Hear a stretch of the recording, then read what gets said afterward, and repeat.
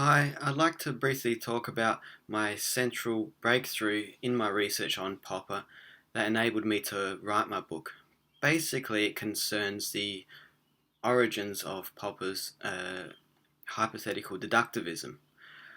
I don't think this point has really broken through into the English-speaking audience. I think that largely it's gone completely unknown.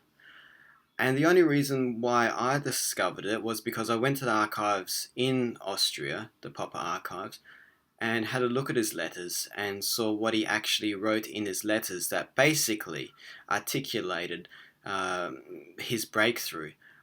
This hasn't been reproduced in the uh, uh, English scholarship at all. And I'd just like to provide a brief summary of this.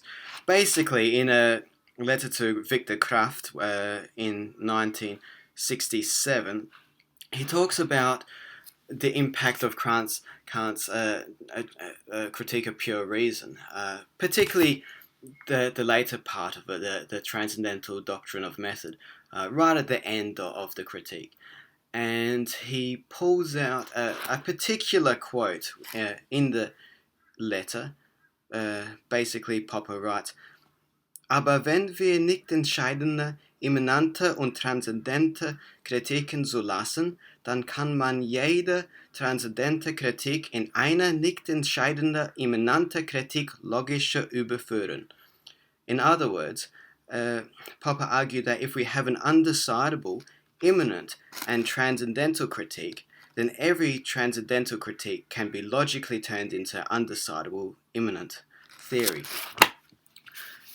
Basically, what this means for the creation of Popper's hypothetical deductivism was that a transcendental critique can understood in the language or in the English language is understood as his universal statement or theory, pretty much. And from this universal statement, you can deduce an immanent theory, immanent critique, which is a singular statement, a test statement, or a hypothesis. So basically, rendered into English, that comes out as something like a transcendental deduction is a deduction of a hypothetical singular statement to be tested from a universal theory. And that really is the core of Popper's hypothetical deductivism. So we can see how Popper, by engaging with Kant's critique of pure reason, came up with what he believed was a solution to Kant's problem: how are synthetic a priori judgments possible? And basically, Popper's argument was that, it is possible to have synthetic a priori judgments or theories, but they're most often false. And that we can glean from his letter to Kraft.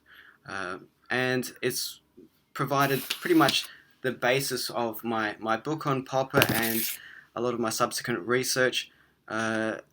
Hopefully it gets that argument or that early aspect of the creation of Popper's hypothetical deductivism would gain more attention in the English-speaking audience. We'll wait and see what happens. That's all I have to say about that matter. Thank you. Bye.